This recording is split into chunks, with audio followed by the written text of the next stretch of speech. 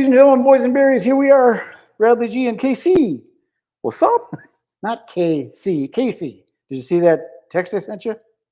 No, which one? I sent you a text because I was at the gas station. It was a Casey's Oh, gas yeah, station. I did. I saw that one. Yep. So I got to check to see if this is that was actually cool. working. Okay, we got. Looks like it's working. 30 seconds. You never know, though. Yep. Hold on, let me close my office. He disappeared. They can't even see over there. There we go. All right, that looks better. We got borders. So the is the only border in the whole place. The meme, the graphic that I put on here is down the rabbit hole and back up again, because that seems like what we do. That is true. We do. We go down the rabbit holes. Yeah. Yeah, it's pretty fascinating. We talk about all kinds of crazy stuff here, whether it's conspiracy theories or research about stuff or any number of things. We do really enjoy. And that's working interesting, that taking the video and chopping it up into shorts and then seeing what gets traction. And I would never be able to figure it out. I mean, they've got software for doing all that stuff and keyword research and all that kind of stuff. But it's easier just to throw something up there, and if someone's interested and they click on it and comment, then. But I haven't been getting many comments. You know, at first I got in trouble. I told you there was a woman on LinkedIn, or she was on my YouTube subscription, and you said something about Reiki. Reiki, okay. I don't know what I said about Reiki. She didn't like it because you said something about some people think it goes way back, but it's actually a lot earlier. And your dates weren't right on, and she must be a real big Reiki fan or something. It's still fairly modern. I mean, it doesn't. Exactly, it doesn't go back to like the 1700s or anything like that. It's not like qigong, which goes back like thousands of years, or like you know. But it was weird. She commented on it and said, "You don't know what you're talking about." And then she got on my LinkedIn, because we were connected on LinkedIn, and she said, "I can't be connected to this stuff." And it was weird to me, and I apologize if you're listening still, if you're stalking us.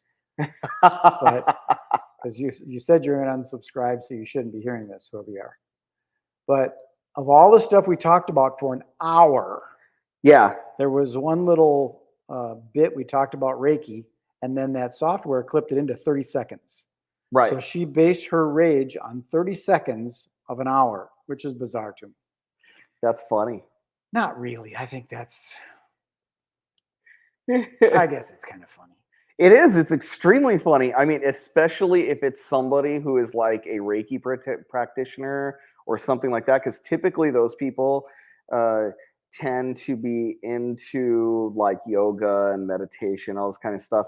And then she gets all uppity at a 30-second clip because my dates weren't. But there is that cancel culture thing is a real deal. Oh, it's totally a real deal. It is all the time. And the fascinating thing about it is no one has to be correct or incorrect. It doesn't matter. It's all based off of a feeling that somebody gets. They're like, oh, you made me feel this way. It doesn't matter whether my dates were correct or whether she was incorrect about calling me incorrect about it.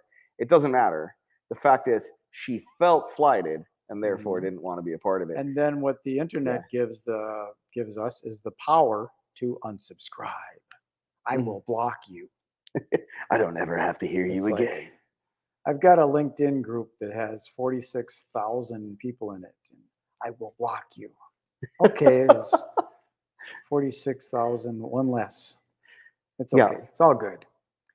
So that's a weird thing, people's moods and how they take things and things. But I mentioned earlier that a magician friend of mine she shared a meme, and it had President Biden on it. And when that happened, his whole thing all blew up with Trump this, Biden that. Do you trust the crazy guy? You're not a fan of Mr. Orange, all this stuff. And you got that engagement. Whereas you can try and get an actual conversation going, and you don't get that. So that's part of what I want to do now is interject the word Donald Trump into the algorithms and Joe Biden, President Joe Biden and President Donald Trump. It's in the algorithm. So we'll see if we get some little shorts made out of that.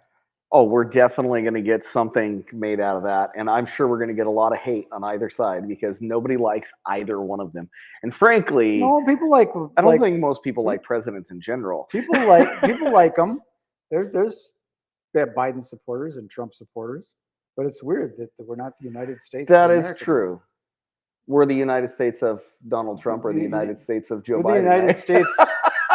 Whichever president you like. No, we're the United States of the ununited states. Yeah. Yeah, it's very interesting. It really is interesting. I mean, it all of a sudden, like, out of nowhere, and it wasn't like this whenever I was a kid either. No. Like, it just, like, this is a really new post. I would say it's kind of a post George W. I would say. I mean, it kind of started around the Clinton time frame, but it really didn't explode. Like, the division didn't really explode. You mean the splitting? I mean, it's been split. There's been split in the whole politics of it all for a while, but that's not really what I'm talking about here because it's gone so far. Like, it's not even really a split anymore that you have to even talk about. There's like so much contention that like the radical left thinks that the radical right shouldn't exist and should be abolished and removed from the country. And the radical right believes that the radical left should be abolished and removed from the country because both of them think that the other one is anti-American. And it's comical because half the time what they think that the other person is anti-American about is the very thing that they're actually promoting themselves. That's the most comical part about it. And I mean, philosophically, I guess I would be considered small L libertarian. However, I honestly consider myself to be a Jeffersonian liberal. It's all these different, very different thing. Different labels for everything. It's like, aren't we all just people and we have opinions of stuff? Right, but I'm talking philosophy. So philosophically, I'm not talking about a political party here. I'm talking about philosophically. Okay, so what is a libertarian? It's a person that's interested in liberty. The easiest way and the best way I've heard it described is somebody who is socially liberal and fiscally responsible. So they believe in the maximum amount of freedom and the least amount of expenditures being utilized. So to maximize liberty, because the more that they dip into your pocket, the more they have you by the balls. So that gives you unless you're a female. Right. In that case, they have you by the ovaries. Yes. Okay. Yeah, I suppose. I mean, it's not the same thing because it's, it's not external. So it doesn't really have the same meaning there. Got you by the sideburns or something. Yeah. So here's where I think this stuff happened is when the internet came along and people started utilizing the internet. Because if you go pre-internet and we're to have an argument about Republican and Democrat, there's the risk of getting your ass kicked. There is the risk of getting your ass kicked. You need to be somewhat civil. Where when you take it on the internet and there's somebody that's from, I don't know, Denver, Colorado or something, and you get on the internet and you start typing with each other and they feel completely you support free to the troll. orange man. There's nothing you can do. Why are you supporting the oversized Oompa Loompa? That's one I know that people have said. Yeah, there's all this. He does look kind of like an Oompa Loompa, honestly. Yeah, with the hair and all that stuff. Yeah, he totally does. He looks like, and I'm not talking about the Oompa Loompas as the remakes. I'm talking about the one that goes all the way back to Gene Wilder. Those Oompa Loompas. Oh yeah, he totally. It looks like they shrunk down Donald Trump and made him. But I think that's what the internet has done is given people permission to be as crude as they want with no repercussions. What are they gonna do? I'm gonna block you. Right. I'm gonna block you, or I'm gonna yell you down, or. But they got to do it in text. Well, sometimes they do the video stuff, but rarely do they actually get on and have a conversation with each other. Sometimes on the more popular stuff, but your average people might do a video about somebody and tag them in it, and then have this little back and forth. If you go back a little ways, they would hit you with a DOS or a DDoS attack, get you knocked off the internet, things like that. So yeah, I mean, It's absurd. It's totally absurd. I don't understand why people have gone that far with it, because the reality of the situation is there is a debate that happens between the left and the right. And all the people, everyone else in the entire country who is in the middle, which is basically the vast majority of the country. And if you have the vast majority of the country take like political tests, they actually pretty much fall on almost libertarian in the middle. Really do. Which, you know, libertarians typically fall in the middle, but they're more towards the liberty side. Well, then it becomes a different dynamic, right? Then you're talking about liberty versus social justice and socialism. Well, I think all the stuff ends up, like, I've noticed a lot of the lefties are starting to see the right stuff. Like a Joe Rogan, for example. He was kind of way left, but then he kind of pulled himself back to more the middle. Way left? You would consider Joe Rogan to be way left? Well, he was more left than he was right. Think he so? was, yeah, he was more of a naturalist, and like, I don't think the righties are doing drugs. Oh, there's a bunch of people on the right who are. But the righties would be doing cocaine, which is expensive, and the lefties would be doing marijuana and mushrooms. Well, I don't know if I could really say that. It's a generalization. I think that both the right and the left have their own associations with drugs that have happened over time. I think the biggest split between the right and the left modernly would be about the gun debate.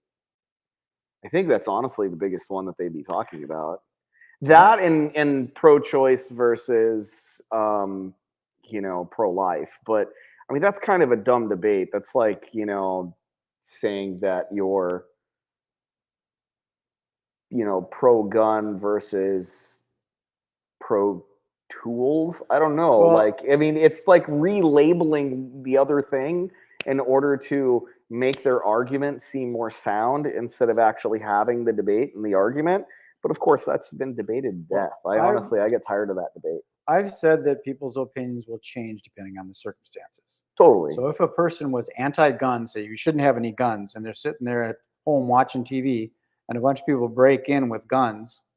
Yeah.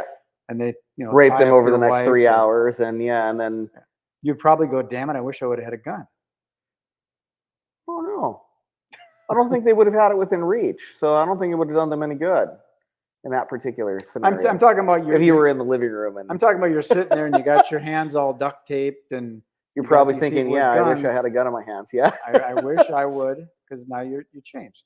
And the same thing happens with the pro-choice or pro-life situation. If a person is pro-life, they don't kill things. And then if all of a sudden you're in a situation where someone's attacking you, most people who are pro-life are also pro-gun, interestingly enough. So it's interesting. So I wouldn't really go to say that pro-life people are pro-life in the way that you just painted it, because pro-life people, it's not really that they're anti anything dies. They're also usually pro-death penalty, because it tends to be people on the right side. Now, that's not across the board. Seems a little hypocritical.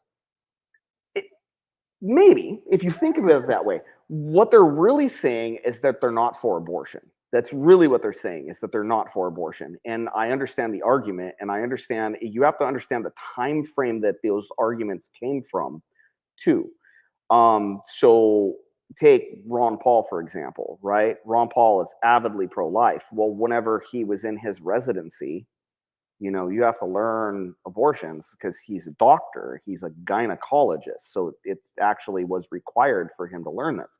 So whenever he's going through medical school, he actually witnessed them basically doing late-term abortions where they'd take the baby out and the baby was basically still alive, and they'd throw it in a trash can. Right.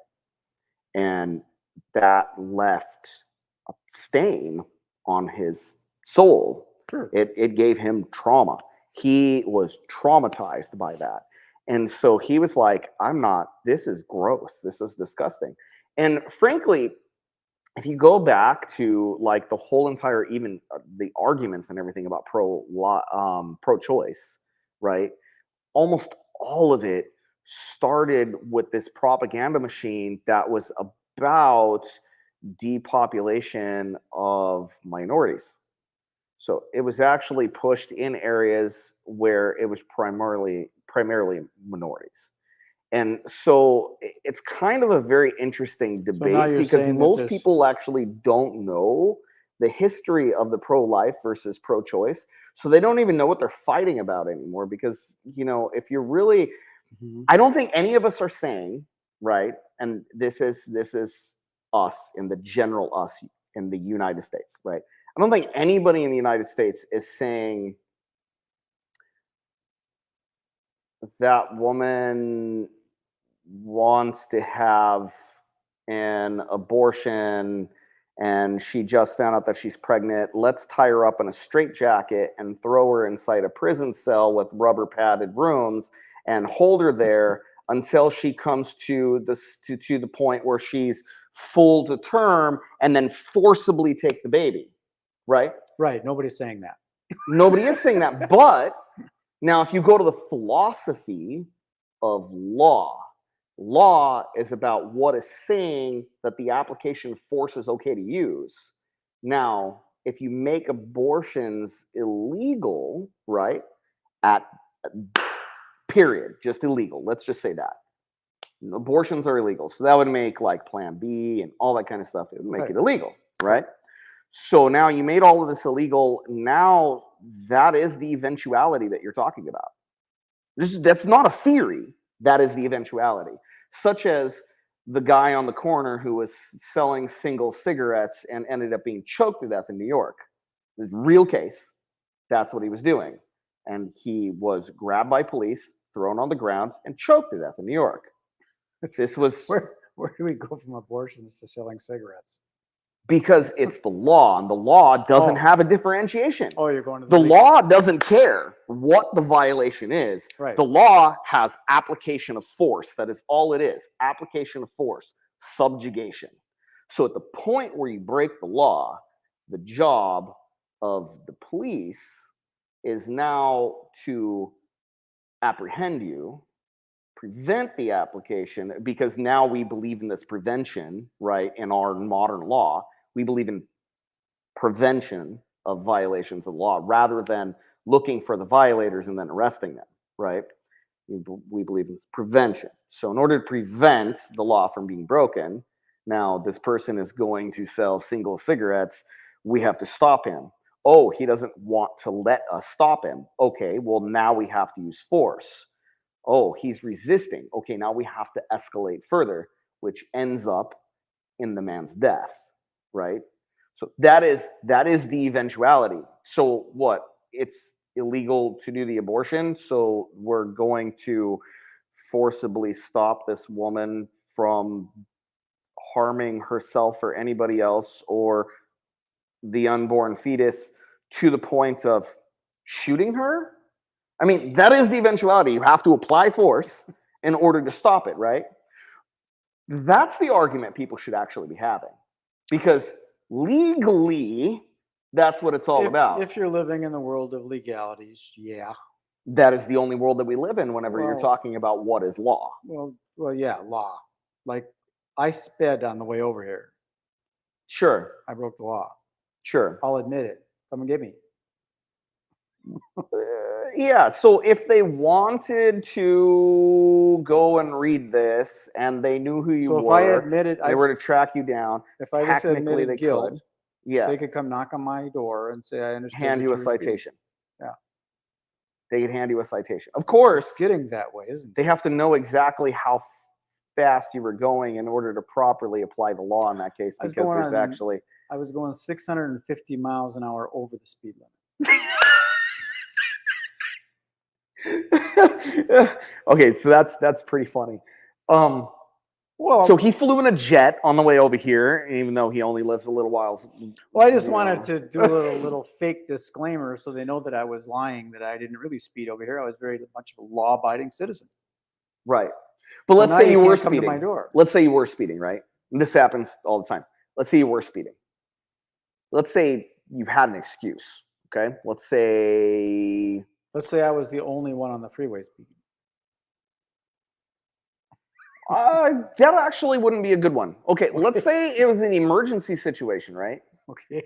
And you were driving over the speed limit. Now, legally, they're supposed to try and stop you. Legally, you also have the right to speed because it's an emergency situation. In theory, you are supposed to then pull over, let them know it's an emergency situation, and continue on your way. But let's say you cut an artery that you tied off deftly, and because you're skilled like that, and you are headed to the hospital. Are you going to stop? No. You're going to continue on your way. Well, after a short period of time, they then try to stop your car. That is what they try to do. They try to forcibly stop your car at that point. So they call more backup, more people come, they try to forcibly stop your car. Indirectly, they're harming you. Indirectly. But now let's say you don't want to let them stop you. Well, now they're trying to run you off the road. Again, they're now directly harming you, running you off the road and doing all of this. That could directly cause injury to the person that's there, right? Now, if the person already has an injury and this is some kind of emergency situation, obviously, there's a different result that could come out of that. But the application of force is still the same. The application of force isn't going to happen. It's not till after the fact that you figure out, oh, yeah, that guy had an emergency. Oh, okay. Well, according to the law, that actually should give him an exemption. But they were naive because they didn't find that out before they started running me off the road. There's not really any way for them to find that out. See what I'm saying? Unless you were to call 911 and you were to tell them. So what I'm saying is that application of force and application of the law is pretty much, it's, you know, the whole justice is blind thing. Like, it's true, justice is blind. It's blind until it learns the scenario, but it doesn't learn the scenario until after you've already been apprehended and put on trial. That's the only time that they can figure it out. The enforcers of the law, the police, right? The FBI, the DEA, all that stuff, ATF, those are the people who enforce the law. And the enforcement of that law has pretty clear ways that they handle it. And it is always about escalation of force. When is it okay to escalate? Now, a good police officer is going to de-escalate and attempt to apprehend you. However, a police officer who doesn't really work well at de-escalation is not necessarily going to be able to do that the same way. To them, a knee on your throat is de-escalating the situation because now you can't fight back. So you see what I'm saying? So like, it gets pretty, it gets absurd. I mean, we're way off the subject of what we normally talk about. Well, we went down the rabbit hole. We did. And so I went down this rabbit hole because really that's the bottom line for me. If you have a law that is enacted at all, it doesn't matter what the law is, you have to be okay with someone dying over that law. Well, I had a friend of mine that I used to work with, and he used to say that laws were made to be broken. And I thought, what do you mean laws are made to be broken? And it makes sense to me now. Because why is it that these highway patrols are sitting on the side of the road, just sitting there, waiting for the right person to come along? Because I go zipping by them, and I know I'm going over the speed limit. They don't follow me. Right. They're waiting for a ripe one. They're waiting for somebody who's just enough over to make it worth their while. Make it worth the money. Yeah. Oh, yeah. So, yeah, laws are kind of weird. They're all, and the people are trying to make more laws. I think it's bizarre. There's so many laws. Even lawyers have to specialize because they can't even know all the laws. Yeah, there's too many. The judges don't even know all the laws. You got to get rid of a whole bunch of them because there's old laws from like 80%. Something like that. Yeah, we should get rid of like 80% of the laws. Yeah. Okay, so we talk about something else. Possibly. You know, this is back to Jeffersonian liberalism, right? And talking about philosophically about the place of government and the use of government. There's actually a Jefferson quote that I love, right? So it neither picks my pocket nor breaks my leg. why should I care to whom my neighbor prays? That was the quote. And basically he's saying, like, we shouldn't have any laws about it because it doesn't pick my pocket nor break my leg. So he's basically saying that if you're not stealing from me and you're not, causing grievous bodily injury to me, Yeah. why are you making laws about it? This is dumb. And he came from the Like the birth helmet of the law. country. Oh, the helmet law. The helmet law, I think, is a stupid one. Of course, the idea is behind it that it does pick someone's pocket. Of course, it's stupid that they think it does. But basically, if you're not wearing a helmet, then you crash and you die, then it makes everybody else's insurance go up. That is the scam that everybody is taught. But There's honestly, that, it doesn't. Or they're taking resources away from somebody else that might need that resource, like that ambulance is now taken up and it could be helping someone else that is more responsible. Well, We're wasting time on this guy that's not wearing a helmet. Well, but if you're triaging it, which is what they do in the field, if you're triaging it, the person who has the most likely chance to live is the one that they take care of first. What does triage mean? Triage. It's inside a hospital. It's specifically inside emergency rooms or inside an emergency situation where there's a limited amount of healthcare to be able to go around. You take care of the people who are the most likely to live first.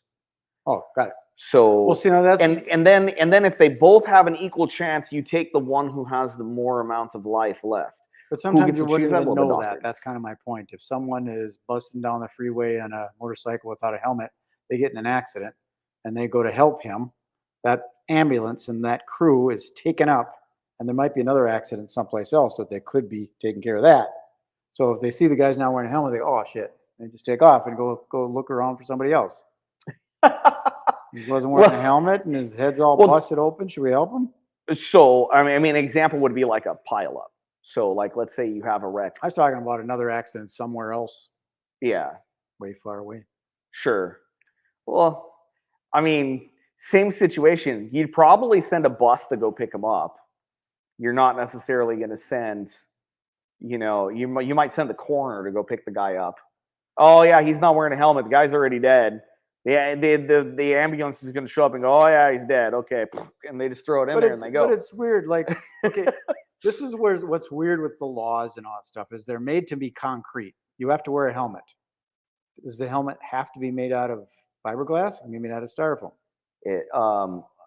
Yeah. Does it have to be a certified one? The helmets that you're okay. Now you got different brands of helmets. Which one's the best one? Yeah, they don't. So they're going to start splitting hairs. They just say that it has to have a certification. Sure. So who's inspecting all of these helmets to make sure that they are properly certified? Well, they're just saying that you can't sell them in the United States unless they're properly certified. I know what I'm saying is they are properly certified. You got two different helmets. They're both certified. Are they both equal? No, of course not. So what if he wore one that's not as good as the other one? Is he still guilty? No, because he wore a helmet that wasn't as good as, but it was certified. If it wasn't certified, then right, it's certified by somebody. Then technically, I guess he. That's what I'm saying. Well, I don't know if he'd be breaking the law or if the company that sold it would be breaking the law. I think the company that sold it would be breaking the law in that case. I'm not a legal expert. I'm not either. But that's why I did do stuff in politics for a while. That's why the lawyers exist. It wasn't fun because they get to argue all this stuff. Yeah.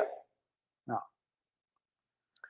Yeah. So I'd like to talk about. Let's talk about like businessy stuff because that's why I'm doing all this stuff, anyways. Even though it's a lot of fun. Sure. And let's talk about your microshift stuff because that's an interesting thing, with legalities and stuff.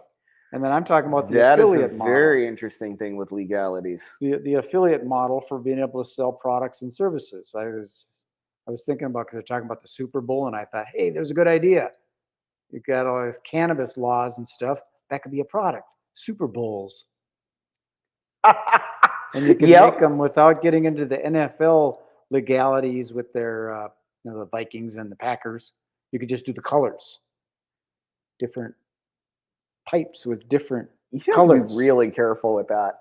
I mean, so here's the funny thing. What, you If can't you have are an a individual and you make a work of art, and so literally you're a glass blower and you make a work of art, and it had a purple and gold glass. purple and gold glass with a football as the bowl, and you called it Super Bowls, right? Or you were to call it, or you were to call the name of the piece would be called the Super Bowl. Right. I don't think even if you sold that, I don't think technically you can get in trouble for that one. However, if you mass manufacture it, now all of a sudden you're in trouble. Or if the people with the money want to hire a lawyer and tell you can't do that. Because even if you didn't put a football on it and it was just purple and gold, they could come after you and say, those are the official colors of the Minnesota Vikings, and you're not allowed to do that because we have a lawyer that's better than yours. If you were to make a painting, and that painting was not commissioned, but you were to make a painting, and the painting was of a Minnesota Viking, right? And you were to do Minnesota Vikings and blah blah blah. And You were mean to a just call player, a celebrity player?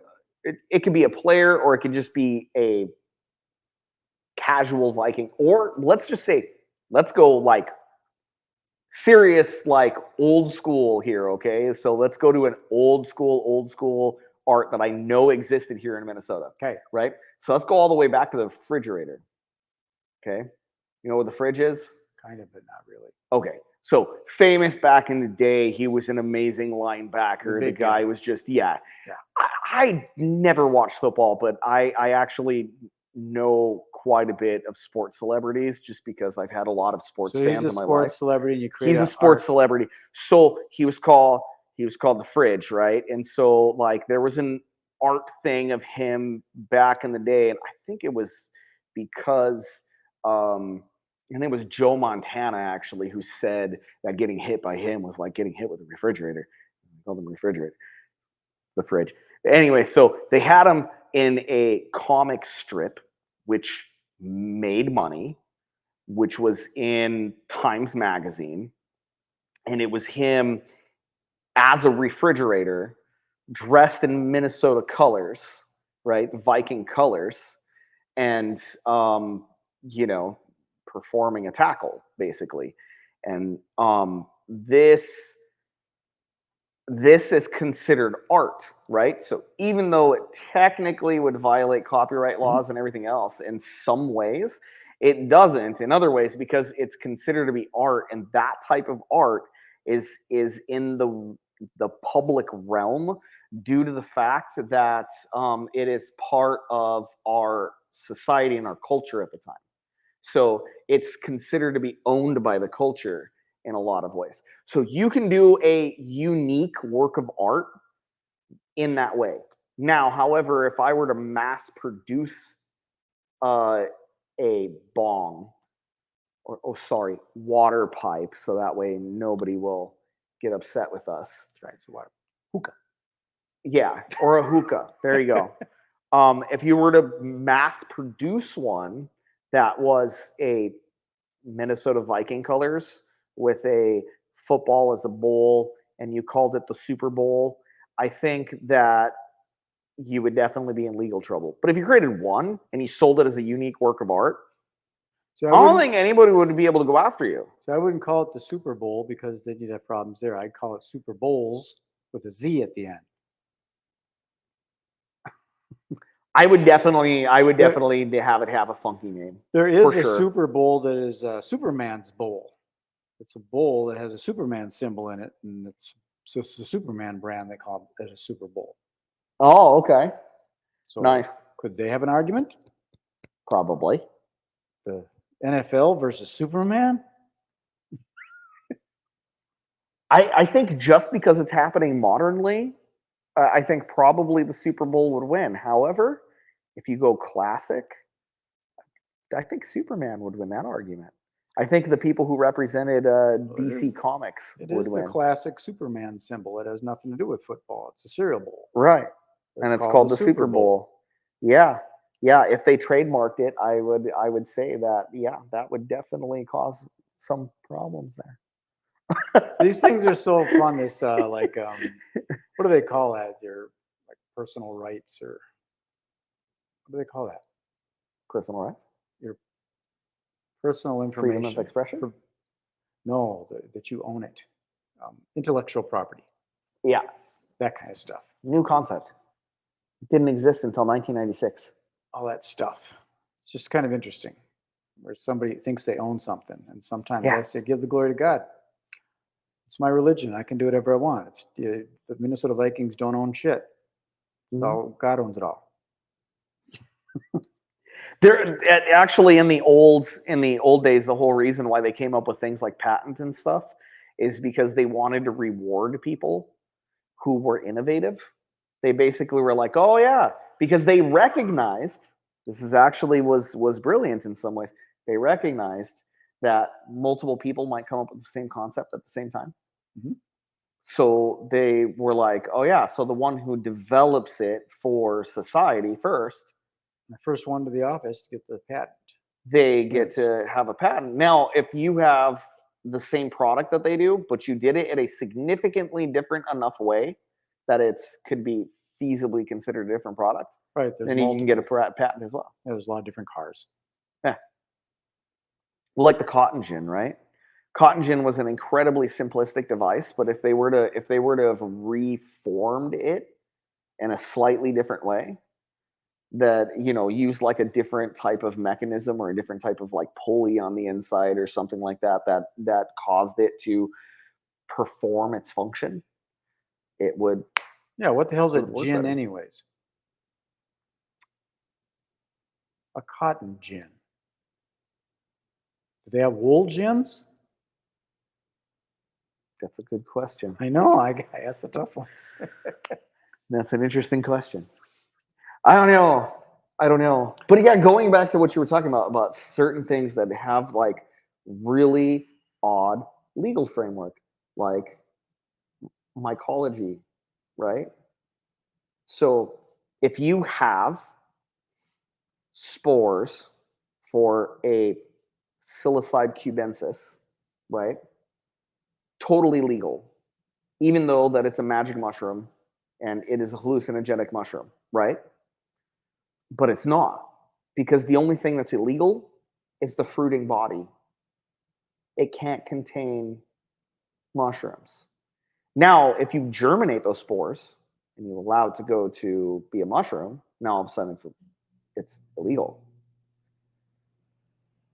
It's in a gray area that classic law, like due to like other cases. So could you have a whole thing of legal mushrooms, and then all of a sudden somehow nature takes its course and it pollinates or sporates or whatever the hell it does? All of a sudden now it's illegal. I didn't do anything. I was just sleeping. That usually doesn't happen with mushrooms. Mushrooms are very interesting. So they actually, whenever they colonize something, they fight for their territory, for what their territory is. They will actually have a little combat with other different things around it. So they keep out funguses that are harmful to them. They will fight against, different types of bacteria that's dangerous to them, and everything else. So they actually have a little combat for their territory. So it doesn't happen that often. However, there's like 17 or 18 different sexes of. Let me ask you this: do they actually combat and fight the other thing, or do they just grow more of their own so that the other one can't get in? Some do. Some actually have a mechanism for combating. So take, for example, if you were to have there is certain types of mycelium that parasitize other mycelium. There's also, like, say there's certain types of mycelium that if you grow, they actually will they're carnivorous. They will actually kill things in the soil. Carnivorous? Yeah. No, they just that means that they just live off of other creatures. Oh. So they like go after things like nematodes, where they wrap around them and they kind of strangle them, and then they go boop and they pierce them, and like then a boa constrictor. Yeah. Okay, this is interesting. You know a lot of stuff. So it's fun to just talk about it because I don't know a lot of this stuff. It makes my brain kind of go. But I'm in this affiliate model thingy. You got that PDF? Did you look at any of that stuff they sent? I did. I haven't had the chance to do more than just glance it over. Kind of go over it. Did you see some of the different products? What we're talking about here is affiliate programs for magic mushroom companies, whether it be, I don't know, grow lights and fertilization or storage bins, or I don't know all the stuff that's used in growing a mushroom. Yeah. I'm assuming the same stuff that's used for regular mushrooms could be used for magic mushrooms. Absolutely, absolutely. But the simplest stuff most people have in their kitchen. It's extremely simplistic to grow mushrooms, but it's also extremely complicated. Yeah, but you still want to have the cool thing. You know, you don't want to just take a pot and start growing it in the pot. You might want to have a nice looking. I would recommend somebody do it the cheapest way first to see if they actually like it. Right, but I'm talking about this affiliate marketing. But if you want to do it, I would definitely recommend much more high-end equipment. You just go to the thrift store and get yourself a couple of things. And then when you want to start buying that, down the road, you might have a store for that kind of stuff. And you say, hey, I want to upgrade. I want to go from my styrofoam McDonald's Big Mac. Well, the biggest, coolest upgrade I saw first that I would totally be into if I grew mushrooms, which I don't. So nobody come knocking on my door. I do not do this. I know people in legal states who do that sort of thing, and you know I tell people go there if they want to do that. Don't come here and try and de-escalate Casey. The cops. I was talking to the cops because they de-escalate. Don't escalate me either. I'm not interested. I'm just not interested. I'm not interested in anything that is borderline illegal or massively illegal. Yeah, he's interested in the science. I have 7 kids to take care of. I'm not interested in anything that's gonna bust me. I'm interested in the science. I'm in the realm of the information. I'm an expert in the psychedelics for that reason. Yes, you like to learn. Yes. So anyway, going back to it, the coolest upgrade that I actually saw, it's really cool. They're inoculation jars. They actually have a self-resealable zone on top of it. Usually they're like blue or whatever, but it's a seal that's on it, and you use your syringe to go into it to inoculate it with, and you take the syringe out. So if the syringe is clean and you go boop and you inoculate it, and all of your stuff was pressure sealed in that, now your agar or your whatever it is that you're using, right, is actually way healthier. So, and then you just create a slurry in another jar. You create a mycelial slurry, and then you inject that slurry in there, and now you have yourself. So that little thing is kind of like a sponge that doesn't let air out? It's not a sponge. It's more like a rubber seal, but it's self-resealable. Right. So when you pierce it and then you bring it back out, it goes boop and it just closes up. Right. So it's done in such a way where nothing gets in, nothing comes out. So the only thing that goes in is whatever's inside your syringe. So you just have to make sure that is completely sanitary whenever you do it. And the way that people do that is they have to hyperheat the needle. So they hyperheat the needle, and then they wipe the whole outside of the jar lid. Usually people use, you can use like alcohol, like isopropyl, or you can use hydrogen peroxide. A lot of people use hydrogen peroxide as well because it kills a lot of the bacteria. Got it. But then you take the needle and you go boop, and you go right in through it, and then you just inject it in several different areas. And then you shake your jar up, and then you let your jar sit there for a while. Is this this situation kind of like creating a kombucha? It's exactly like creating a kombucha. The difference is between making a brew versus growing a substance that's a fungi like this is that a kombucha is forgiving. Growing mushrooms is not very forgiving. if you have any contamination, it actually causes a problem unless you have wild seeding. And what I mean by that is if you go out in the middle of a forest and you find a psilocybe mushroom and you were to take a little bit of mycelium and, you know, spores and everything from that wild mushroom, and you were to throw that into a jar, even though that jar has been contaminated with other things, it will likely win. And the reason why is because it grew in an environment where there was a ton of contamination. So your jar is very likely going to win. So that is a way that a lot of people will say if you are able to identify it, but you have to be good at identifying mushrooms. Is that like you go out in the woods and you see a big giant mushroom sitting somewhere, and they're so white and so clean? Some of them are. Is that? Some of them are weird looking. Yeah, I know, but some of them are. I'm talking about the white ones. Are they clean because they're so? That's what they do, is they kill all the contaminated stuff and they grow nice and clean and pristine. They're pretty clean. Now, a lot of times whenever you're out in the wild like that, especially the white ones like you're talking about, they usually attract slugs. So you'll be pulling slugs out of them a lot of times. Slugs will be eating them. You can pull slugs out of them. Inside of them? They'll start eating the inside and start burrowing into it, eating the yuck. Eating it. Yeah, you got to pull the slugs out. But, you know, that's normal for mushroom hunters. Sometimes you That's why some people don't like mushrooms on their pizza, because the mushrooms actually look like slugs. I love mushrooms. I actually love all kinds of different mushrooms.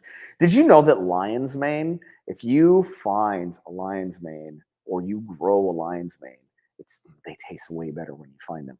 But if you find a lion's mane and you were to take it and you slice it and you fry that in butter, it tastes like lobster tail. It's amazing. It tastes so good. Like chanterelles make amazing soups. Oh my God, you can do some amazing things with them. Yeah, so there's a friend of mine. I actually, he's a local artist.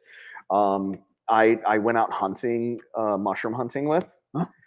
We went and we were camping in the woods. It was me, my wife, and a couple of my kids and him, and we all went up into the woods, and we just went walking out, and we were looking around, and he goes, "Oh my God, the amount of mushrooms out here right now are just amazing." And he knows how to mushroom hunt. So we went out there, and he was like, "Yeah, so I found this one, I found this one." He started like, we got king boletes, and he found a whole bunch of chanterelles, and we marked it on the map so we can go back there, you know, a year later, go get some more. But yeah, so we found a couple of really good spots. And there was what were some of the other ones? There was Chicken of the Woods, a few other ones.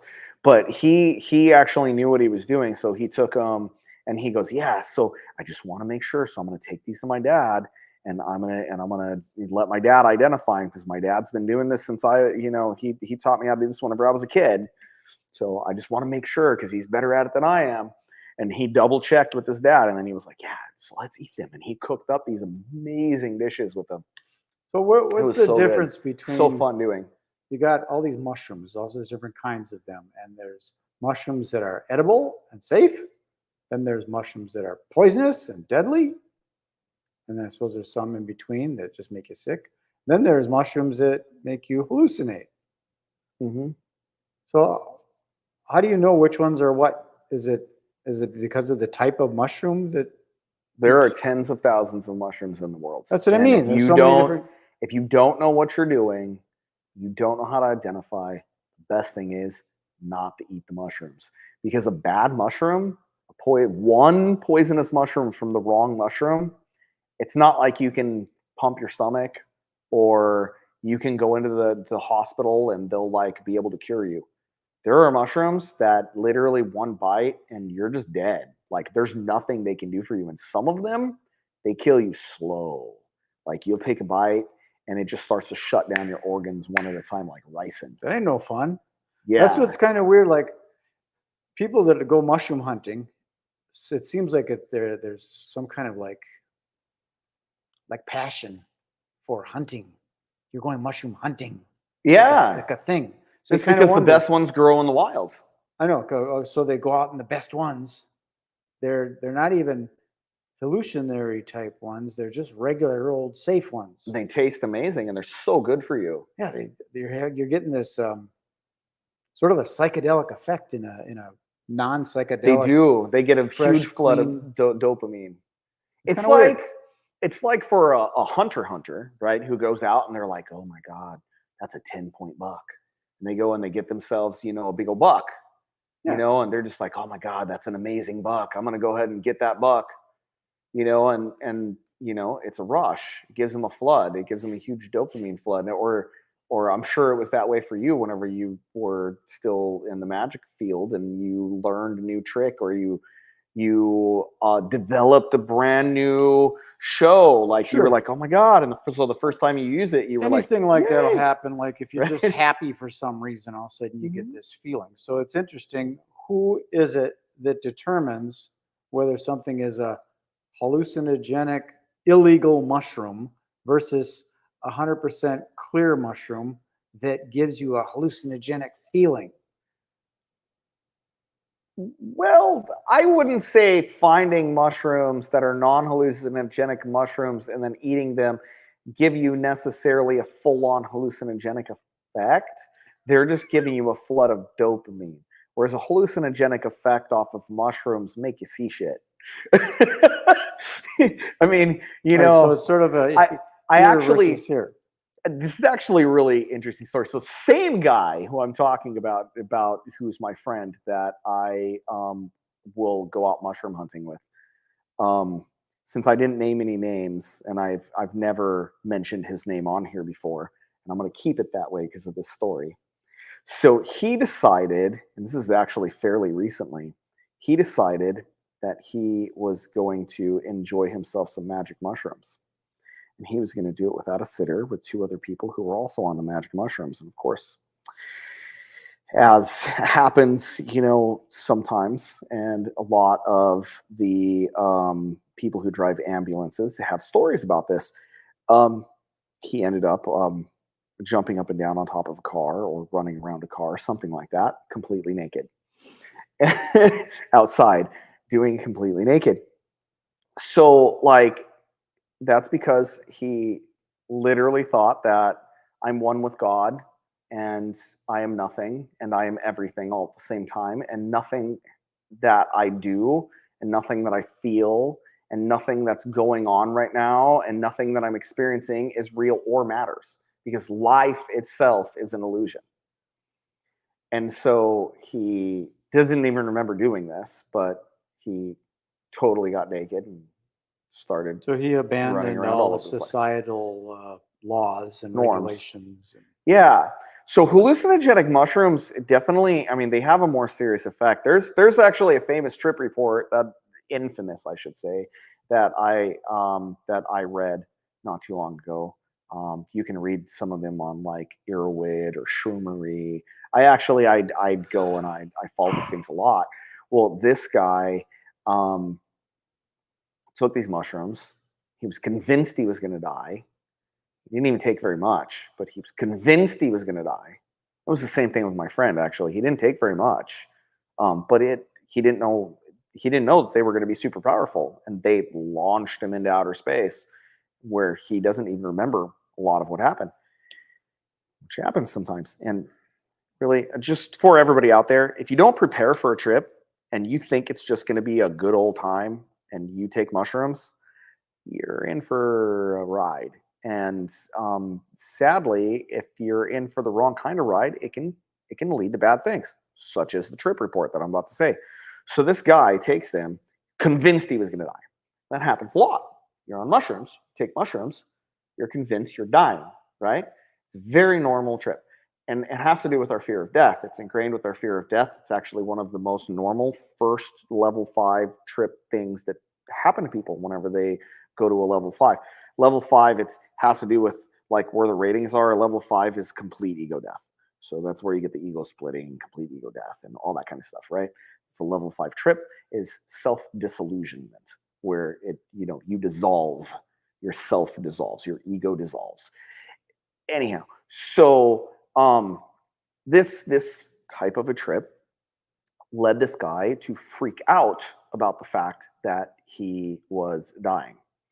Now, he didn't really have a proper sitter. The person who was with him just didn't know what to do or how to handle this or how to talk him down or anything else. And he was convinced that he had to go to the hospital. So he started telling the people around him, "Oh my God, take me to the hospital. I got to go to the hospital."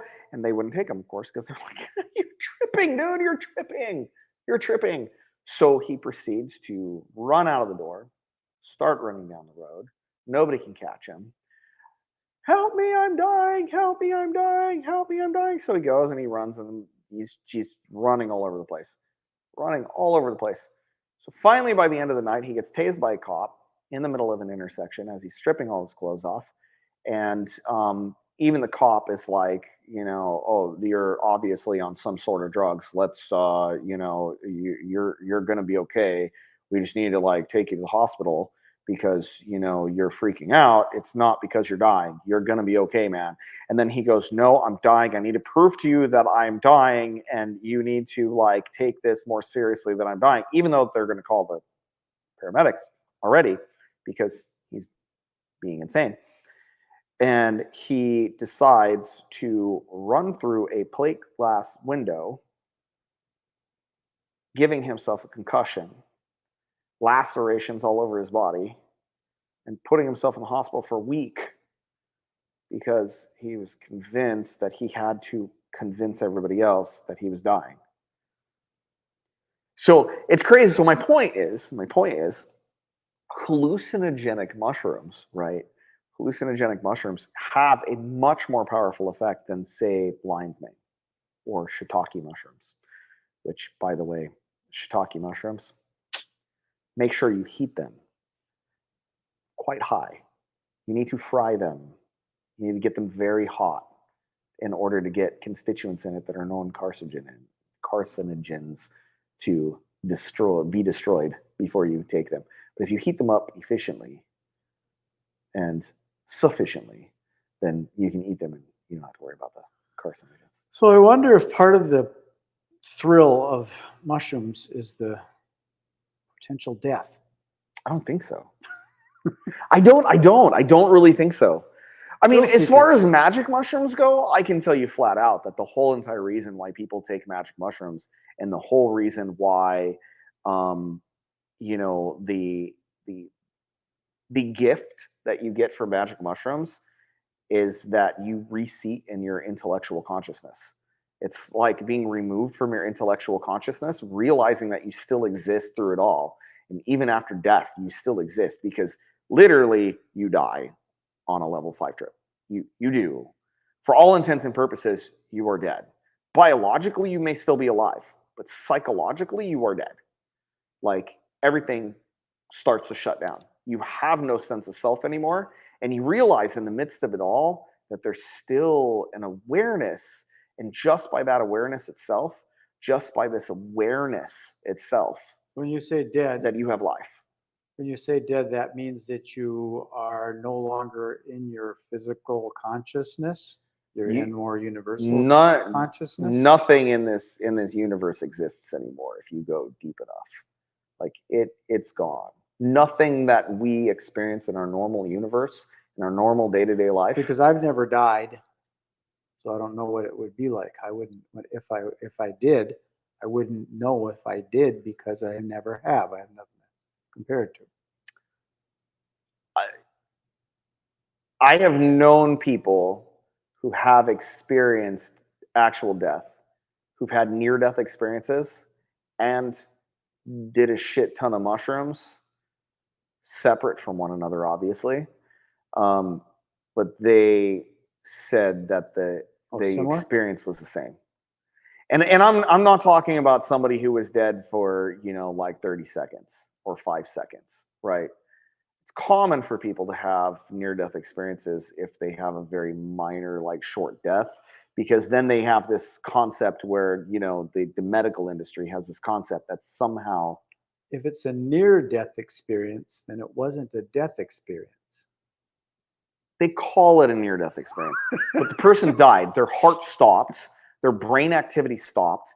Everything stopped. they were dead for 10 minutes.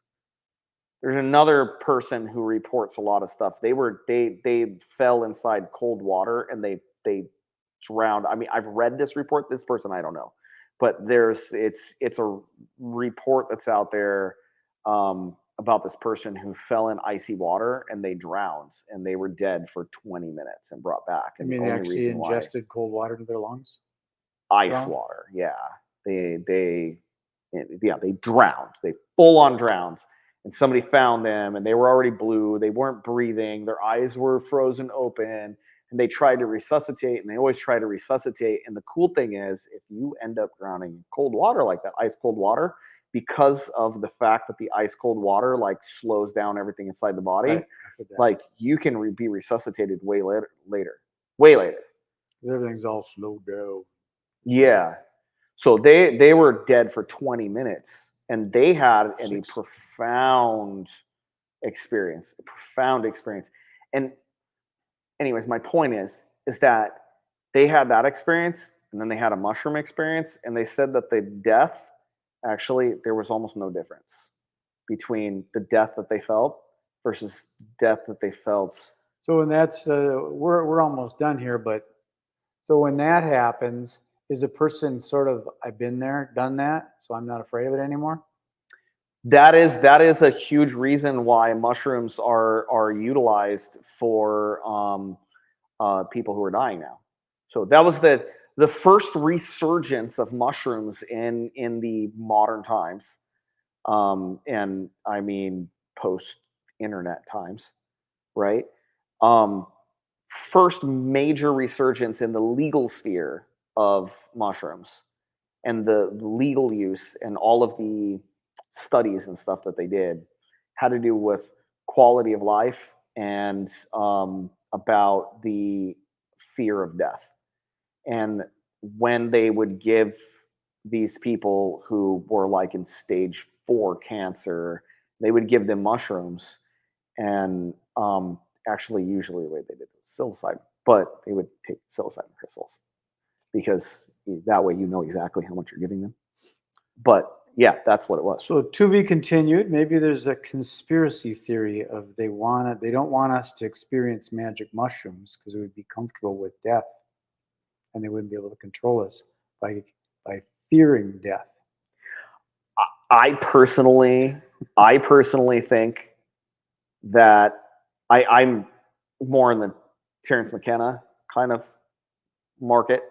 I actually think that magic mushrooms are why we have intelligence. I think that we were animals running around and that we all evolved from fungi. We know that. Fungi are the oldest things on the entire planet. Okay, I shouldn't say that we evolved from fungi. Be careful what you say. You might that would give a because that would fall into the camp of evolution, right? And not everybody believes in evolution, but I should say this. The oldest living thing on the entire planet was mushrooms. And mycelium, when you look at the way that their network is together and the way that they fire and the way that they talk together and everything else, it behaves almost exactly the same like neurons in our brain. It even looks similar. So I am fully in that Terrence McKenna camp. I actually think that we were not fully intelligent creatures until we came across psychedelic substances and they fired off our brain. So you learn to learn. And turned us into intelligent creatures. So is it possible that mushrooms are of the devil because God said, let there be light, and mushrooms go in the dark? They don't.